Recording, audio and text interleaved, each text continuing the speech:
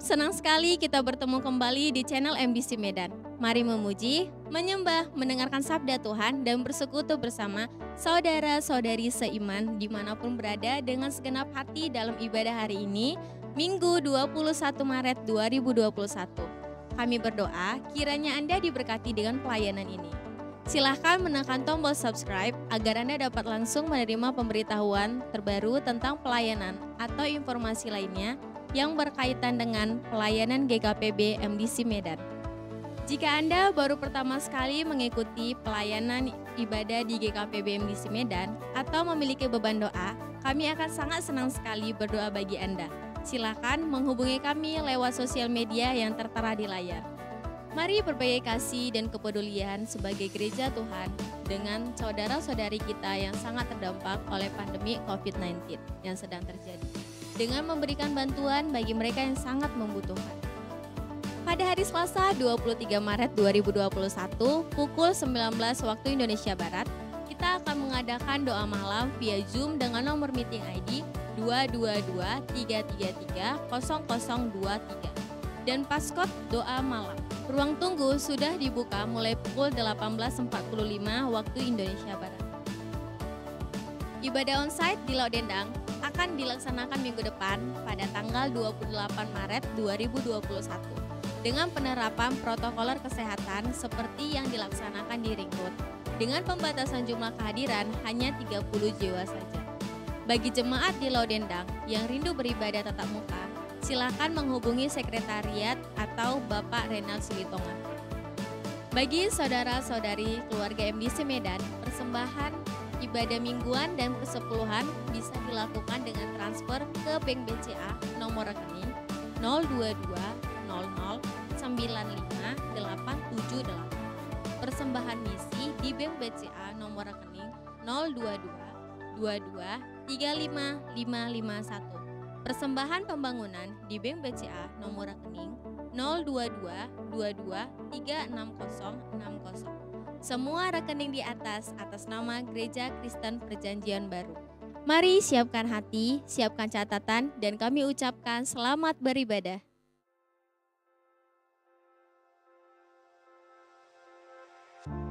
Mazmur 91 ayat 1 dan 2. Orang yang duduk dalam lindungan yang maha tinggi dan bermalam dalam naungan yang maha kuasa akan berkata kepada Tuhan, tempat perlindunganku dan kubu pertahananku, Allahku yang kupercayai. Sesungguhnya hanya orang-orang yang memiliki hubungan yang intim dan indah dengan Tuhan dapat mengatakan kepada Tuhan, tempat perlindunganku dan kubu pertahananku, Allahku yang kupercayai. Banyak orang telah menyatakan menyembah Allahnya, namun tidak memperoleh kesaksian yang selaras dengan keyakinannya. Betapa berbahagianya jika keyakinan kita telah dianugerahkan olehnya untuk kita nikmati. Sebab Allahku telah menjalani hidup yang berkemenangan bagi kita. Mari kita berdoa. Bapa kami yang di sorga, tak henti-hentinya kami mengucap syukur, sebab Engkau senantiasa menemukanku di saat aku lelah menghampirimu. Kiranya keindahan-Mu membangkitkan semangat untuk menerima anugerah-Mu setiap saat. Melalui firman yang akan disampaikan hamba-Mu, mengarahkan pandangan kami kepada Tuhan Yesus Kristus, sumber kasih karunia untuk selama-lamanya. Amin.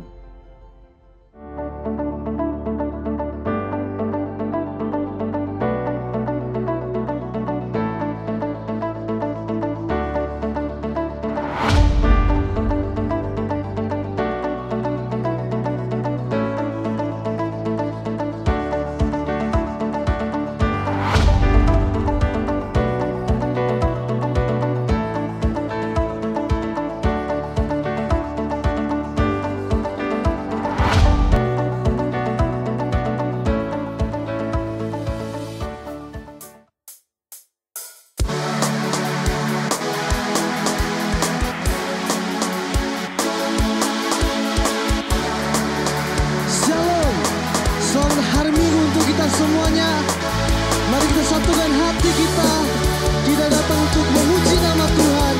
Haleluya.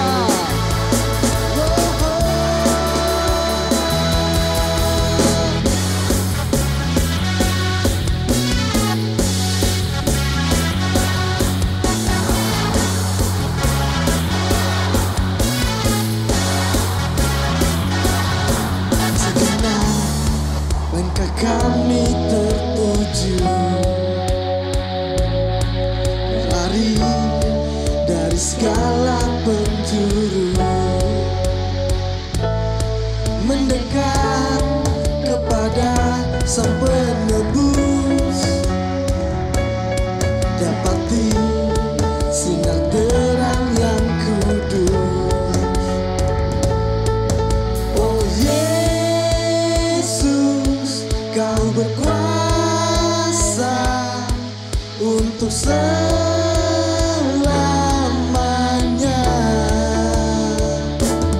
Kami agungkan nama-Mu, penebas segala belenggu. Hanya Yesus Kau satu alasan kami datang untuk menyembah-Mu.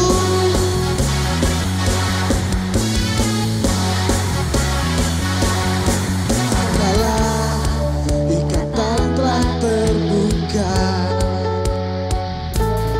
dan setiap dosa telah Kau hancurkan, karena hanya Kau Sang Penebus,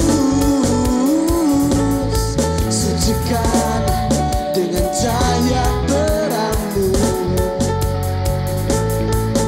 Oh Yesus, Kau berkuasa untuk selamanya.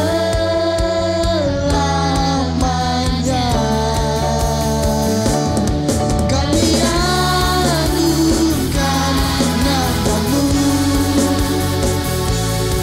penebas segala belenggu. Hanya Yesus Kau satu alasan kami datang untuk menyembah-Mu.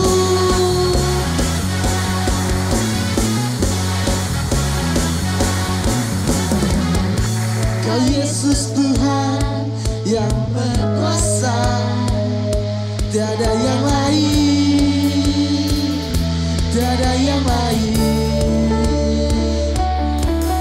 Oh Yesus, Kau berkuasa untuk selamanya.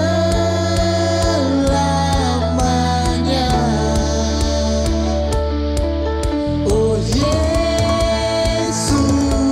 Kau berkuasa untuk selamanya.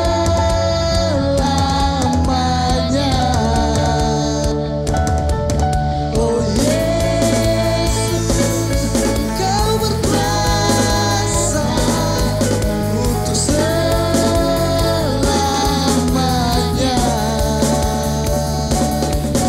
Oh Yesus, Kau berkuasa untuk selamanya.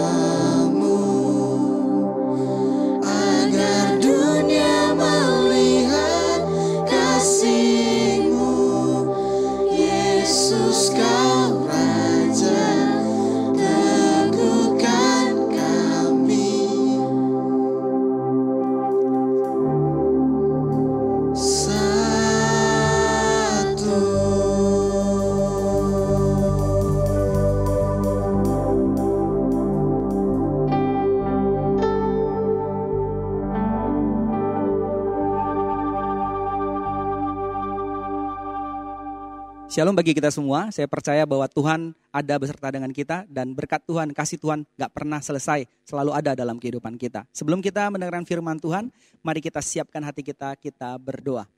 Terima kasih Tuhan Yesus untuk hari ini, untuk kasih setiamu dalam kehidupan kami. Kalau sebentar kami akan mendengarkan firman Tuhan, biar firman-Mu boleh mengajar, menyatakan kesalahan, memperbaiki kelakuan, dan mendidik setiap kami di dalam kebenaran-Mu. Tolong kami bukan cuma menjadi penyampai dan pendengar yang baik, tapi ajar kami menjadi pelaku daripada firman Tuhan. Tolong kami ya Tuhan, sehingga hidup kami boleh berbuah bagi kerajaan-Mu. 30, 60, sampai 100 kali lipat. Nama-Mu ditinggikan, diagungkan melalui kehidupan kami. Kami siap menerima firman Tuhan di dalam nama Tuhan Yesus Kristus. Mari kita yang percaya, sama-sama kita katakan amin. Seperti yang kita tahu bahwa di bulan ini kita belajar tentang tema Walk with God. Dan di minggu pertama kita sudah belajar bagaimana Walk with God worship. Minggu kedua kita sudah belajar Walk with God discipleship. Dan minggu ketiga hari ini kita akan belajar sama-sama dengan satu tema, yaitu Walk with God relationship. Nah, bicara tentang relationship, saya percaya bahwa ketika kita berjalan dengan seseorang, maka kita akan semakin mengenal seseorang tersebut. Apalagi kalau itu adalah pribadi Tuhan. Saya percaya kalau kita berjalan bersama dengan Kristus, maka kita akan semakin mengenal Kristus. Relasi kita dengan Kristus akan semakin dekat. Hari ini kita akan belajar dari satu perikop tentang bagaimana perjalanan murid-murid Yesus bersama dengan Tuhan Yesus ke Kaisarea. Di situ kita akan melihat satu hal pembicaraan yang unik di situ. Kita akan membaca dari Matius 16 ayat 13 sampai ke 19. Dikatakan di ayat 13-nya, dikatakan setelah Yesus tiba di daerah Kaisarea Filipi, ia bertanya kepada murid-muridnya, kata orang, siapakah anak manusia itu? Jawab mereka, ada yang mengatakan Yohanes Pembaptis, ada juga yang mengatakan Elia, ada pula yang mengatakan Yeremia, dan atau salah seorang dari para nabi. Ayat 15 dikatakan bahwa lalu Yesus bertanya kepada mereka, tetapi apa katamu, siapakah aku ini? Maka jawab Simon Petrus, engkau adalah Mesias, anak Allah yang hidup. Kata Yesus kepadanya, berbahagialah engkau Simon bin Yunus, sebab bukan manusia yang menyatakan itu kepadamu, melainkan Bapa-Ku yang di sorga. Dan aku pun berkata kepadamu, engkau adalah Petrus, dan di atas batu karang ini aku akan mendirikan jemaatku, dan alam maut tidak akan menguasainya. Kepadamu akan kuberikan kunci kerajaan sorga, apa yang kau ikat di dunia ini akan terikat di sorga, dan apa yang kau lepaskan di dunia ini akan terlepas di sorga. Nah, kalau kita membaca, Bapak Ibu sekalian, di ayat 13-nya dikatakan setelah Yesus tiba di daerah Kaisarea Filipi, murid-muridnya bertanya, Yesus bertanya kepada murid-muridnya. Dia bertanya tentang satu hal yang luar biasa. Nah, seperti yang kita perlu tahu, Kaisarea adalah satu tempat politik di mana tempat tersebut berdiri sebuah kuil yang menyatakan bahwa Kaisar Romawi adalah salah satu Tuhan yang disembah. Nah, di tempat itu juga Yesus menanyakan pertanyaan yang sangat krusial ini kepada murid-muridnya yang sudah berjalan lama bersama-sama dengan mereka. Ada banyak pengalaman yang sudah mereka lalui. Kalau kita lihat bahwa ini adalah di Matius 16, ada banyak pengalaman dari Matius sebelumnya di mana murid Yesus melihat mujizat demi mujizat yang Yesus lakukan. Dan Yesus pengen bertanya sesuatu kepada mereka. Pertanyaannya adalah, kata orang, siapakah anak manusia itu? Nah, bicara tentang perikop yang kita baca ini, maka kita dapat belajar beberapa hal penting di sini. Ada dua hal penting yang bisa kita pelajari pada hari ini. Yang pertama, ayat di mana Yesus menyatakan bahwa Yesus bertanya siapakah dia menurut orang lain. Lalu kemudian Yesus melanjutkan kepada pertanyaan yang di ayat 15, tetapi apa katamu, siapakah aku ini? Kalau kita baca ayat 13 dikatakan kata orang, siapakah anak manusia itu? Lalu di ayat 15 dikatakan Yesus bertanya kepada mereka, tetapi apa katamu, siapakah aku ini? Itu bicara tentang sebuah relasi harus berjalan secara pribadi atau personal. Relasi kita dengan Tuhan harusnya dilakukan bukan secara korporat saja, tapi juga pengenalan kita kepada Tuhan harus kita kenal secara pribadi atau personal. Kalau saya highlight kata orang yang pertama, lalu yang kedua pertanyaan Yesus adalah katamu apa? Nah, seringkali kita hidup, kita ikut Tuhan dari apa kata orang. Kita tidak pernah benar-benar membaca firman Tuhan sendiri sampai selesai. Kita lebih suka membaca khotbah, kita lebih suka mendengar khotbah daripada kita menyelesaikan bacaan Alkitab kita setiap hari. Apa yang harus kita lakukan? Kita harus melakukan mengenal Tuhan secara pribadi. Doa kita mungkin aktif ikut doa jemaat, doa Selasa. Tapi pernahkah kita berdoa secara pribadi kepada Tuhan? Ini yang penting untuk kita lakukan. Poin yang pertama yang perlu kita pelajari adalah bahwa relasi dengan Tuhan itu atau pengenalan akan Tuhan itu bersifat pribadi atau personal. Yesus pertama kali bertanya apa kata orang tentang aku, anak manusia itu. Tapi pertanyaan kedua adalah apa katamu? Pertanyaan hari ini, siapakah Tuhan itu bagi kita, Bapak Ibu sekalian? Apakah dia cuma sekedar Allah yang menyembuhkan kita dari segala sakit penyakit kita, atau Allah yang memberikan jalan keluar dari setiap permasalahan kita, atau dia adalah juru selamat, Tuhan satu-satunya di dalam kehidupan kita. Kita perlu mengenal Tuhan kita secara pribadi. Sama seperti ketika Ayub, ketika dia mengalami semua penderitaan, dia harus kehilangan semua kekayaan dan anak-anaknya. Namun ketika Tuhan memulihkan kehidupannya, dia mengatakan dalam Ayub 42 ayat ke-5, dikatakan, hanya dari kata orang saja aku mendengar tentang engkau, tetapi sekarang mataku sendiri memandang engkau. Kita bisa melihat bahwa Ayub di sini mengalami pengenalan yang pribadi tentang Tuhan. Bukan lagi apa kata orang. Dia dulu mengatakan bahwa hanya dari kata orang saja aku mendengar tentang engkau. Tapi sekarang dikatakan mataku sendiri memandang engkau. Poin pertama yang bisa kita pelajari dari percakapan Yesus dengan murid-muridnya di Kaisarea Filipi adalah relasi kita dengan Tuhan harus bersifat personal. Nggak bisa diwakil-wakilkan. Kalau kita punya keluarga, bapak dan ibu. Bapak kalau baca Alkitab bukan berarti ibu tidak perlu baca Alkitab lagi. Atau sebaliknya. Misalkan anak-anak baca Alkitab bukan berarti orang tua tidak perlu baca Alkitab lagi. Kita harus sama-sama punya relasi sendiri, pribadi, secara personal kepada Tuhan di dalam kehidupan kita. Bukan cuma mengikuti orang banyak, bukan apa kata orang, tapi kita sendiri mengenali siapa Tuhan itu di dalam kehidupan kita. Poin yang kedua yang bisa kita dapat daripada percakapan Yesus dengan murid-muridnya di Kaisarea Filipi adalah pengenalan atau relasi kita harus bukan cuma bersifat pribadi, tapi juga bersifat benar. Kita harus mengenal secara benar. Jangan mengenal secara salah. Kalau kita melihat di dalam ayat yang tadi dikatakan bahwa kata orang siapakah anak manusia itu, maka kita bisa melihat jawaban daripada murid-murid Yesus kepada Yesus adalah dikatakan bahwa siapakah anak manusia, dikatakan Yohanes Pembaptis, Elia, Yeremia, salah seorang dari para nabi. Orang banyak yang selama ini mengikuti Yesus, yang mungkin juga melihat Yesus melakukan mujizat, bahkan mereka mengalami mujizat itu mungkin, tapi mereka cuma mengatakan bahwa Yesus itu seperti Yohanes Pembaptis, seperti Elia, seperti Yeremia, bahkan salah seorang daripada nabi. Yesus cuma dianggap sebagai nabi dan bukan Tuhan di dalam kehidupan mereka. Oleh sebab itu Yesus bertanya kepada pertanyaan yang lebih lanjut lagi, yaitu pertanyaan lebih personal, lebih private. Yaitu, tetapi apa katamu tentang aku ini? Lalu Petrus yang mewakili murid-muridnya langsung mengatakan bahwa Mesias, engkau adalah Mesias, anak Allah yang hidup. Di sini kita bisa melihat bahwa murid-murid Yesus yang selalu berjalan bersama dengan Yesus, kemanapun Yesus berada, murid-murid itu ada, mereka punya pengenalan, mereka punya relasi yang berbeda dari orang kebanyakan. Orang kebanyakan mungkin ikut Yesus hanya karena pengen dapatin sesuatu. Tapi murid-murid Yesus, ketika mereka berjalan bersama dengan Yesus, mereka bisa melihat pribadi Yesus sebagai pribadi yang bukan cuma nabi, tapi menjadi Mesias, anak Allah yang hidup. Ini satu pengenalan yang bentuknya sangat berbeda. Mesias, kita tahu di dalam bahasa Arabnya Al-Masih, dalam bahasa Yunaninya Kristus, bahasa Ibrani Mesias itu disebut sebagai pribadi yang diurapi oleh Tuhan. Atau yang diurapi oleh Tuhan. Dan ini penting sekali. Di dalam konteks daripada orang-orang Yahudi waktu itu, Mesias ini mereka senang nanti-nantikan. Karena apa? Ini sebutan bagi penebus yang dijanjikan di dalam kisah perjanjian lama. Yesus Kristus disebut Kristus atau Mesias karena dialah yang dipilih Allah untuk menjadi juru selamat manusia. Nah, dikatakan bahwa Petrus mengenal Yesus sebagai Mesias. Sementara orang lain mengenal Yesus cuma sebagai sebatas nabi. Kita perlu ingat bahwa pengenalan yang benar itu tidak didapat dari karena pengetahuan belaka. Tapi pengenalan kita yang benar itu didapat dari pewahyuan. Di dalam ayat yang ke-17, Yesus mengatakan memuji kepada pengenalan daripada Petrus. Pengakuan Petrus tersebut dikatakan bahwa kata Yesus kepadanya, berbahagialah engkau Simon bin Yunus, sebab bukan manusia yang menyatakan itu kepadamu, melainkan Bapakku yang di sorga, Bapakku yang di sorga. Jadi artinya Petrus bisa mengenali Yesus sebagai Mesias itu bukan karena pengetahuan, bukan karena apa kata manusia, tapi itu karena pewahyuan yang diberikan oleh Allah Bapa di sorga, sehingga akhirnya Petrus menyadari bahwa Yesus adalah Mesias. Kita perlu tahu bahwa untuk mengenali seseorang, kita perlu waktu.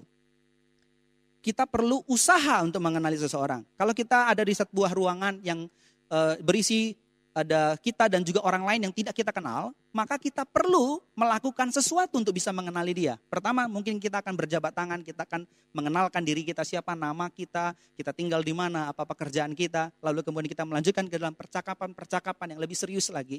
Dan untuk bisa mengenal itu, kita butuh yang namanya waktu. Gak mungkin kita bisa mengenal seseorang dalam waktu 1 jam saja. Kita perlu waktu yang cukup panjang. Murid-murid Yesus sudah berjalan bersama dengan Yesus. Mereka melakukan usaha, mereka mengikut Yesus. Dan mereka menghabiskan waktu sudah bertahun-tahun bersama dengan Yesus. Jadi ada waktu yang sudah diberikan bersama dengan Yesus. Dan akhirnya itu menimbulkan pengalaman demi pengalaman yang akhirnya menambah pengalaman mereka. Tapi dalam ayat ini jelas bahwa bukan pengalaman saja, tapi ada pewahyuan yang Tuhan berikan dalam kehidupan murid-murid Yesus, khususnya Petrus saat ini. Sehingga Petrus bisa memberikan jawaban yang tepat, yaitu Yesus adalah Mesias, anak Allah yang hidup.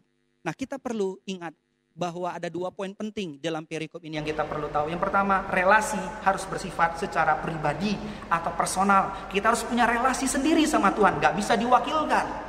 Kita perlu mengenal Allah secara pribadi, bukan apa kata buku saja. Yang kedua, relasi harus bersifat benar. Jangan sampai kita mengenali Yesus bukan sebagai juru selamat atau Tuhan dalam kehidupan kita, tapi cuma sebagai sinterklas atau penjawab semua jawaban doa-doa kita. Kita perlu mengenal Tuhan secara pribadi. Dan yang kedua, kita perlu mengenal Tuhan dengan benar. Apakah saat ini kita sudah mengenal Tuhan dengan benar?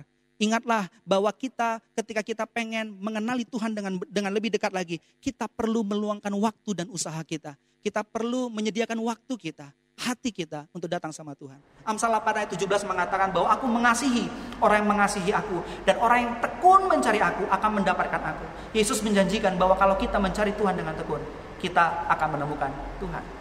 Di dalam Yesaya 65 ayat 1 dikatakan bahwa aku telah berkenan memberi petunjuk kepada orang yang tidak menanyakan aku. Aku telah berkenan ditemukan oleh orang yang tidak mencari aku. Aku telah berkata ini aku kepada bangsa yang tidak memanggil namaku. Tuhan menyatakan dirinya kepada kita semua. Dulunya Anda dan saya tidak termasuk orang pilihan, tidak termasuk umat Israel. Tapi ketika Yesus datang, Yesus mati bagi kita semuanya. Sekarang setiap kita yang percaya kepada Tuhan, kata Tuhan akan memberi petunjuk untuk berkenan ditemukan oleh kita yang mencari Tuhan. Di dalam Yeremia 29 ayat 13 dikatakan, apabila kamu mencari aku, kamu akan menemukan aku. Apabila kamu menanyakan aku dengan segenap hati. Tuhan menjanjikan, kalau kita datang, kalau kita mencari Tuhan, maka Tuhan dapat ditemukan. Tuhan rindu bersekutu dengan kita lebih daripada kerinduan kita untuk bersekutu dengan Dia. Oleh karena itu kita perlu punya relasi yang dekat sama Tuhan. Relasi yang personal, pribadi dengan Tuhan. Dan yang kedua, kita perlu mengenal Tuhan dengan benar. Personal, pribadi, dan benar. Nah, kalau kita membaca perikop selanjutnya, nah kita akan dapat melihat bahwa ketika Petrus memiliki pengenalan yang benar dan personal kepada Tuhan, apa yang menjadi berkat bagi Petrus? Apa akibat dari pengenalan pribadi dan benar tersebut? Yang pertama, Petrus mendapatkan identitas yang baru. Kita bisa melihat bahwa ketika Yesus mengatakan di ayat 17-nya, berbahagialah engkau Simon bin Yunus, mengingatkan bahwa Simon adalah anak daripada namanya Yunus. Lalu kemudian tiba-tiba dikatakan di ayat 18-nya dikatakan engkau adalah Petrus. Ada terjadi perubahan identitas di situ. Yesus memanggil pertama Petrus sebagai Simon, lalu kemudian dipanggil sebagai Petrus. Nah, kalau kita melihat arti Simon, itu artinya buluh yang terkulai. Dia punya kepribadian yang sering terombang-ambing. Namun kemudian Petrus artinya batu atau disebut juga Kefas. Itu artinya punya pendirian yang teguh. Nah, kita bisa melihat Petrus nantinya akhirnya setelah dia dipenuhi oleh Roh Kudus, dia menjadi pribadi yang sangat berbeda. Dia berdiri berkhotbah, 3.000 orang bertobat, dan bahkan akhir hidupnya dia memberikan diri untuk disalibkan terbalik demi membela iman. Itu hal yang sangat luar biasa. Dulu pribadi yang sangat mudah terombang-ambing.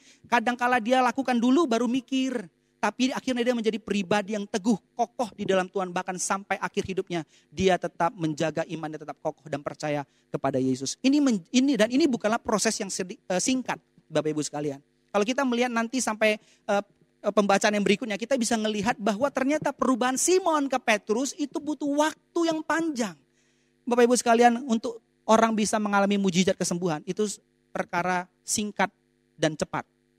Ada banyak orang yang kalau kita baca di dalam kitab Injil bahwa orang buta disembuhkan, orang tuli kemudian bisa mendengar, orang lumpuh bisa berjalan. Itu dalam waktu itu juga sembuh. Wanita yang pendarahan 12 tahun juga ketika dia menyentuh ujung jubah Yesus saat itu juga sembuh. Tapi pertanyaan adalah ketika mengubah orang dari kelas kepala menjadi lemah lembut, itu butuh proses, itu butuh waktu. Untuk mengubah karakter seseorang tidak semudah melakukan mujizat. Oleh karena itu, kalau kita mau belajar dari Petrus, ketika kita mengenal Tuhan dengan benar dan secara pribadi, maka hidup kita pun akan mengalami perubahan. Tapi perubahan itu butuh waktu. Kita akan diproses sama Tuhan. Oleh karena itu, sama seperti perubahan dialami Simon menjadi Petrus, demikian juga kehidupan kita harusnya mengalami perubahan. Setelah kita mengenal siapa Tuhan, kita akan mengenal siapa kita. Karena di sini dikatakan Tuhan mengatakan, memanggil Petrus sekali lagi dengan Simon dengan sebutan Petrus. Pertama kali Yesus bertemu dengan Simon, itu juga Yesus sudah mengatakan bahwa engkau adalah Petrus. Tapi waktu itu sifatnya tetap sama seperti Simon saja. Meskipun namanya sudah dikasih Petrus, tapi sifatnya tetap sama. Kita juga sama, kadangkala kita sudah ikut Tuhan, tapi butuh proses waktu sehingga identitas kita bisa berubah.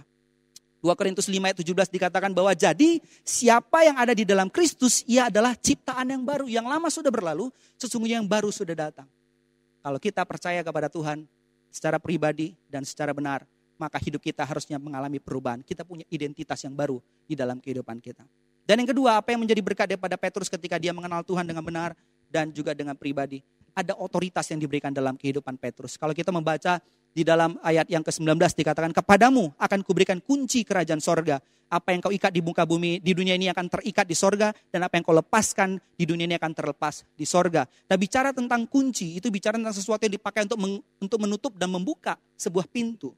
Oleh karena itu, Petrus di dalam hal ini dikatakan bahwa Yesus memberikan otoritas kepada Petrus untuk memberitakan Injil, karena ketika kita memberitakan Injil, kita sedang membuka pintu sorga bagi seseorang. Kalau orang tersebut tidak percaya, maka pintu sorga akan tertutup bagi dia. Oleh karena itu, kita diberikan mandat atau otoritas untuk memberitakan Injil di situ.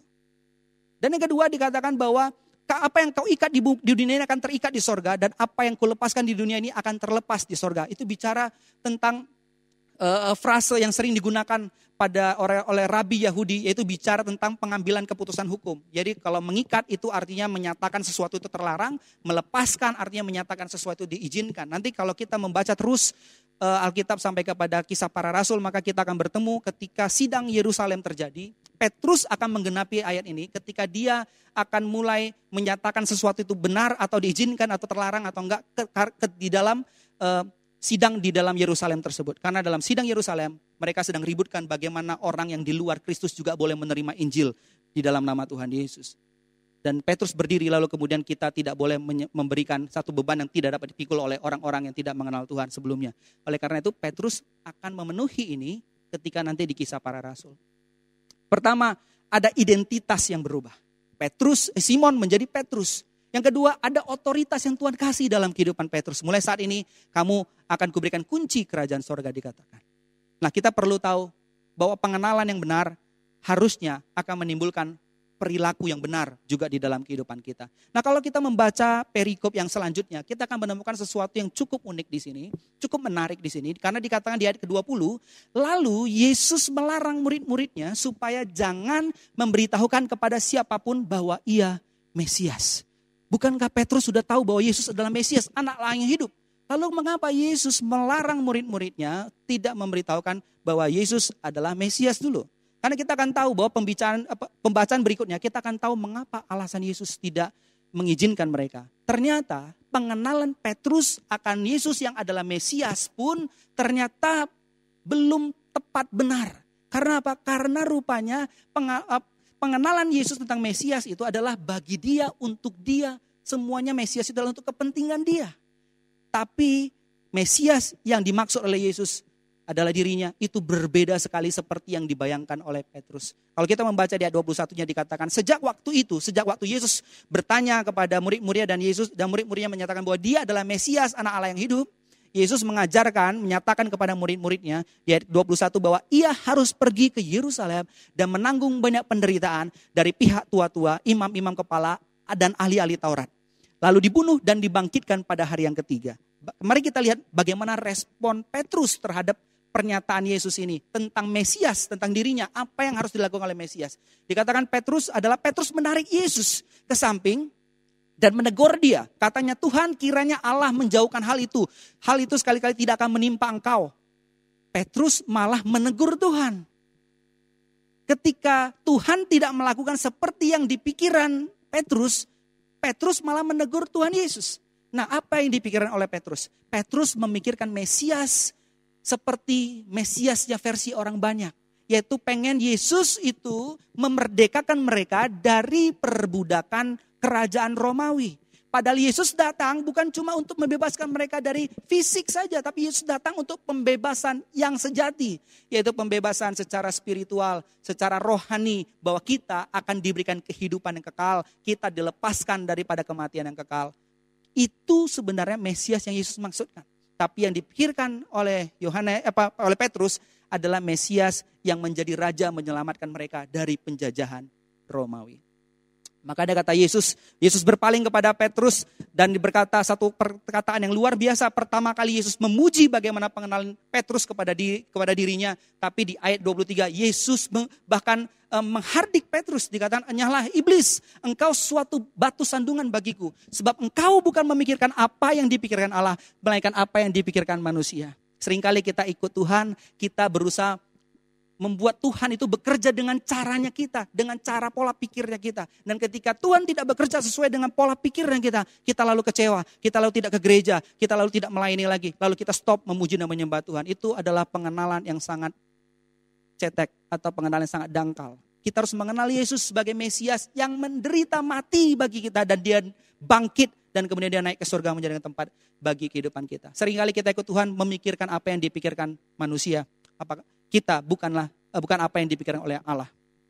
Lalu dikatakan di dalam ayat 24-nya, lalu Yesus berkata kepada murid-muridnya, "Setiap orang yang mau mengikut aku, ia harus menyangkal dirinya dan memikul salibnya dan mengikut aku. Karena barang siapa mau menyelamatkan nyawanya, ia akan kehilangan nyawanya. Tetapi barang siapa kehilangan nyawanya karena aku, ia akan memperolehnya." Yesus mengajarkan kepada murid-muridnya di situ bahwa ikut Tuhan itu tidak mudah. Ikut Tuhan itu tidak smooth jalannya. Mereka harus menyangkal diri, memikul salib, mengikut Yesus. Menyangkal diri bicara tentang berkata tidak kepada kesenangan diri kita demi Yesus. Bicara tentang menyangkal diri, memikul salib itu bicara tentang bagaimana kita berani menanggung penderitaan demi menaati perintah Yesus. Dan bicara tentang mengikut Yesus, itu bicara tentang mengutamakan Yesus lebih daripada apapun. Ada banyak orang Kristen bukan mengikut Yesus, dia pengen Yesus yang ikut dia. Dia pengen Yesus melakukan apa yang dia inginkan. Bukan dia yang memberikan diri untuk mengikuti apa yang Yesus inginkan. Kita seringkali offside Bapak Ibu sekalian. Kita maju di depan, Yesus yang di belakang. Padahal mengikut Yesus artinya Yesus yang di depan, kita yang di belakang. Di ayat 26-nya dikatakan apa gunanya seorang memperoleh seluruh dunia tetapi kehilangan nyawanya. Dan apakah yang dapat diberikan sebagai ganti nyawanya. Sebab anak manusia akan datang dalam kemuliaan Bapanya diiringi malaikat-malaikatnya. Pada waktu itu ia akan membalas setiap orang menurut perbuatannya.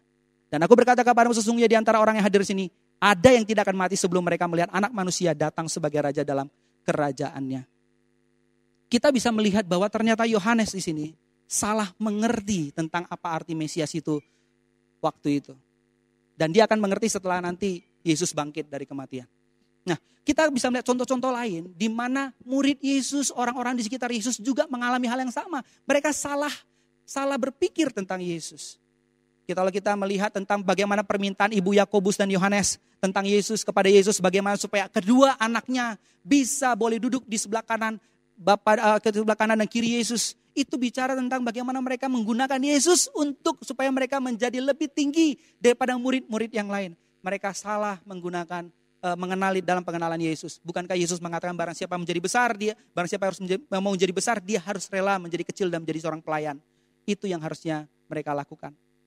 Kalau kita bisa melihat juga contoh bagaimana orang-orang memaksa Yesus menjadi raja atas mereka. Orang-orang ini tercatat dalam Yohanes 6 ayat 14-15 dikatakan ketika orang-orang itu melihat mujizat yang telah diadakannya, maksudnya mujizat 5 roti 2 ikan di sini. Mereka semua melihat bagaimana Yesus memberikan mujizat 5 roti dan 2 ikan. Lalu mereka berkata, dia ini adalah benar-benar nabi yang akan datang ke dalam dunia. Mereka cuma mengenali Yesus sebagai nabi, bukan sebagai Tuhan dalam hidup mereka. Lalu mereka dikatakan karena Yesus tahu bahwa mereka hendak datang dan hendak membawa dia dengan paksa menjadikan dia raja. ia menyingkir pula ke gunung seorang diri. Ada banyak orang pengenalan tentang Yesus. Mereka menjadikan Yesus sebagai raja untuk membebaskan mereka dari penjajahan Romawi. Tapi ini salah. Kalau bicara juga tentang bagaimana setelah Yesus mati, ada 2 orang murid Yesus yang pergi ke jalan Emmaus. Di dalam tengah-tengah perjalanan itu salah satu namanya Kleopas di situ. Di dalam Lukas 24 ayat 19 sampai 21 kita dapat menemukan bahwa ketika mereka berjalan dan mereka berjumpa dengan Yesus, mereka enggak kenali siapa Yesus itu. Lalu dikatakan bahwa di dalam ayat 24 ayat 19, Lukas 24 ayat 19 dikatakan katanya kepada mereka, apakah itu? Pertanyaan Yesus kepada mereka. Jawab mereka, apa yang terjadi dengan Yesus orang Nazaret? Kita melihat bagaimana pengenalan 2 orang ini tentang Yesus. Dia adalah seorang nabi yang berkuasa dalam pekerjaan dan perkataan di hadapan Allah dan di depan seluruh bangsa kami. 2 orang ini pun memandang Yesus cuma sebagai nabi. Lalu kata Tuhan, Yesus di dalam dikatakan di ayat 21-nya, padahal kami dahulu mengharapkan bahwa dialah yang datang membebaskan bangsa Israel. Mereka punya mindset yang sama dengan Petrus juga, yaitu menjadikan Yesus sebagai raja, membebaskan mereka dari bangsa Romawi. Ayat 26-nya dikatakan Yesus menceritakan bahwa Mesias itu harus menderita semuanya itu untuk masuk dalam kemuliaannya. Lalu Yesus menjelaskan kepada mereka tentang apa yang tertulis tentang Mesias di dalam kitab suci. Mulai dari kitab Musa sampai kepada kitab nabi-nabi. Akhirnya mereka baru mengerti. Anak-anak Skewa kalau kita melihat bahwa di dalam perjanjian baru. Bahwa ada anak-anak dari tukang jampi Yahudi. Di dalam Kisah Para Rasul 19 ayat 13-16 dikatakan mencoba menyebut nama Yesus, Tuhan Yesus atas mereka yang berkerasukan roh jahat. Ingat ya bahwa tadi kita membaca bahwa ketika seseorang mengenal pribadi Yesus dengan benar, maka dia akan memiliki identitas yang baru, yang pertama. Yang kedua, punya otoritas yang baru dalam kehidupannya. Nah, anak-anak Imam Skewa ini gak pernah punya relasi sama Yesus. Tapi dia pernah mendengar bahwa dengan nama Yesus, roh jahat takluk dan pergi. Lalu dia mencoba menggunakan nama Yesus tanpa memiliki relasi dengan Yesus. Mencoba menyebut nama Tuhan Yesus atas mereka yang kerasukan roh jahat dengan bersuruh katanya, aku menyumpahi kamu demi nama Yesus yang diberitakan oleh Paulus. Ayat 14 dikatakan mereka melakukan hal itu ialah 7 anak orang dari seorang imam kepala Yahudi yang bernama Skewa. Lalu apa kata roh jahat itu? Roh jahat itu mengatakan bahwa Yesus aku kenal dan Paulus aku ketahui, tetapi kamu siapakah kamu? Jangan-jangan anak-anak imam Skewa ini tidak mengenal Yesus lebih dalam daripada bagaimana setan-setan itu, roh jahat itu mengenal Yesus. Yesus aku kenal kata roh jahat. Anak-anak imam Skewa ini bahkan tidak mengenal Yesus, tapi mencoba menggunakan otoritas daripada Tuhan Yesus. Dan akhirnya endingnya sangat memalukan, dikatakan roh jahat itu menerpa mereka, menggagahi mereka, dan mereka semua dan mengalahkan mereka. Dan akhirnya mereka lari dari rumah orang itu dengan telanjang dan luka-luka. Ingat bicara tentang pengenalan akan Tuhan, itu bicara tentang kita mengenal Dia secara pribadi dan secara benar. Dan kalau kita mengenali Tuhan secara pribadi dan benar, maka kita akan memiliki identitas yang baru dan otoritas yang baru.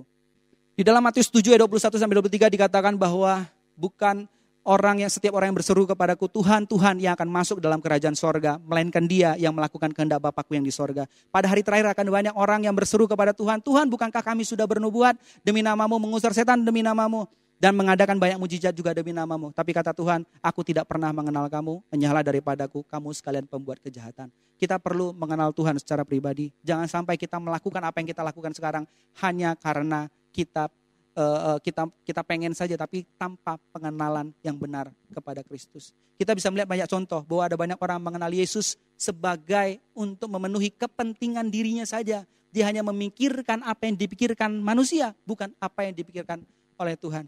Bagaimana dengan kehidupan kita Bapak Ibu sekalian? Apakah kita sudah mengenal pribadi Yesus dengan benar dan juga pribadi dalam kehidupan kita? Kita pernah belajar dari buku DK pelajaran 2 tentang hidup dalam kerajaan Allah. Bagaimana seseorang itu bisa percaya tapi masih percaya secara duniawi, bukan percaya secara rohani. Yesus memang ada dalam kehidupannya, tapi bukan yang bertahta atas hidupnya. Yesus cuma jadi alat bagaimana supaya hidupnya lebih baik, tapi bukan menjadikan Yesus yang paling utama dalam kehidupannya. Kita harusnya menjadi pribadi yang rohani, yang orang percaya yang rohani, yaitu Yesuslah yang memiliki kehidupan kita. Dialah pemilik tunggal bertahta atas kehidupan kita, dan harusnya hidup kita fokusnya adalah untuk menyenangkan Tuhan di dalam hidup ini.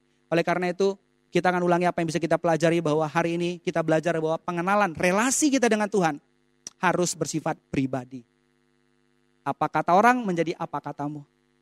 Yang kedua, relasi dengan Tuhan atau pengenalan kita akan Tuhan harus benar. Jangan sampai kita salah mengenal Tuhan sebagai pemuas keinginan kita. Kalau Tuhan bekerja di luar pemahaman kita, lalu kita kecewa dan kita tidak lagi mau mengasihi Tuhan. Ingatlah bahwa kita harus punya relasi yang pribadi dan benar. Dan kalau kita memiliki duanya, maka kita akan memiliki identitas yang baru. Butuh proses untuk sampai akhirnya Simon menjadi benar-benar menjadi Petrus. Butuh proses juga kita. Sehingga kita pribadi yang mungkin keras kepala menjadi lemah lembut di dalam Tuhan. Dan yang kedua, kita akan diberikan otoritas yang baru oleh Tuhan. Oleh sebab itu, saya akan mengajak kita semuanya untuk boleh terus kita bangun relasi kita secara pribadi, personal bersama dengan Tuhan. Dan membaca firman Tuhan dengan benar. Mari kita baca, mari kita luangkan waktu kita. Kita punya IHA, kita punya banyak alat-alat yang gereja berikan. Mari kita pakai itu untuk supaya kita makin mengenal Tuhan dengan benar. Mari kita siapkan hati kita. Biar firman Tuhan hari ini boleh mengingatkan kita kembali. Mari kita berdoa. Terima kasih Tuhan Yesus untuk hari ini kami bersyukur karena firman-Mu boleh menolong kami, mengingatkan kami bahwa relasi kami dengan Engkau itu tidak dapat diwakili oleh siapapun. Relasi kami dengan Engkau itu bersifat personal, pribadi ya Tuhan. Kami perlu mengenal Engkau juga dengan benar. Dan kami tahu ketika kami punya hubungan yang personal dan pribadi dengan Engkau dan benar, maka kami akan memiliki identitas yang baru. Yang lama sudah berlalu tapi sesungguhnya yang baru sudah datang bekerja dalam kehidupan kami ya Tuhan. Dan kami akan diberikan otoritas sama seperti amanat agung yang Kau berikan juga kepada kami ya Tuhan. Supaya kami boleh pergi menjadikan semua bangsa murid-Mu ya Tuhan. Dan melakukan perkara-perkara seperti yang Kau lakukan. Bahkan perkara yang jauh lebih besar daripada itu karena Engkau menjanjikan dalam kehidupan kami. Tolong kami ya Tuhan untuk punya relasi yang pribadi dan benar kepada Engkau. Tolong kami ya Roh Kudus. Sehingga kami boleh mengerti siapa Tuhan itu dalam kehidupan kami. Dan kami boleh berjalan di dalam pengenalan akan Tuhan. Terima kasih ya Tuhan Yesus. Kami bersyukur untuk hari ini. Kami berdoa di dalam nama Tuhan Yesus Kristus. Mari kita yang percaya sama-sama kita katakan amin. Tuhan Yesus memberkati kita semua.